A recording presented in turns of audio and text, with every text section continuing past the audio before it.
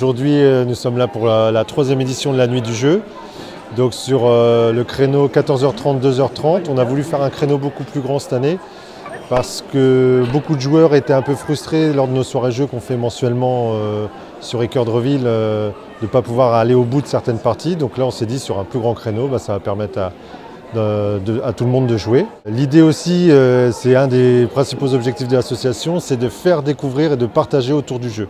Le jeu, c'est vraiment très large, c'est sous toutes ses formes. Il y a vraiment tout style de jeu, il y a pour tous les âges et donc tout le monde peut se retrouver autour d'un jeu. Donc il y a des jeux de mémoire, des jeux de coopération, des jeux de logique, des jeux de réflexion, des jeux, il y a du jeu de mime par exemple.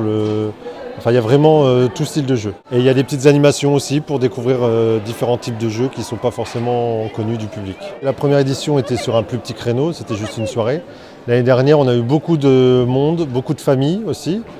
Et cette année, on espère en avoir aussi. On a même la ludothèque d'Équeurdreville qui vient nous prêter la main sur un créneau qui est spécialisé plus sur les jeux famille, puisque nous, on a des jeux plus à partir de pré-ado, ado et famille. Ce qui est fort aussi cet événement, c'est qu'on arrive à fédérer beaucoup d'associations du monde du jeu, local, voire régional.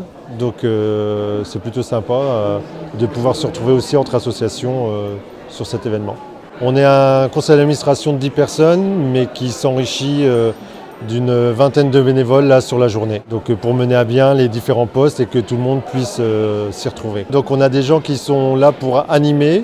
Donc il y a des tables de jeux sur lesquelles il y a déjà des jeux, donc l'animateur peut expliquer ces jeux-là. Sinon, vous pouvez avoir accès à la ludothèque où il y a plus de 300 références et un animateur pourra venir vous expliquer. Alors il faudra être patient en fonction de l'affluence, mais il y aura toujours quelqu'un pour venir vous expliquer la règle. Entrée libre et gratuite, on organise aussi des tournois sur certains jeux, un tournoi par heure à peu près, voire deux. Et grâce à nos sponsors, nos partenaires, on peut récompenser les joueurs. On tient à remercier vraiment tous les gens qui participent à cet événement, sans qui ce ne serait pas possible. Donc avant tout les bénévoles, essentiellement aussi la commune déléguée d'Équeurdreville-Hainneville qui nous soutient par le prêt de la salle. Et puis tous les différents commerçants ou collectivités aussi qui nous sponsorisent ne serait-ce que par les lots. Et bien sûr les associations locales et régionales du monde ludique. À bientôt sur tvi.tv.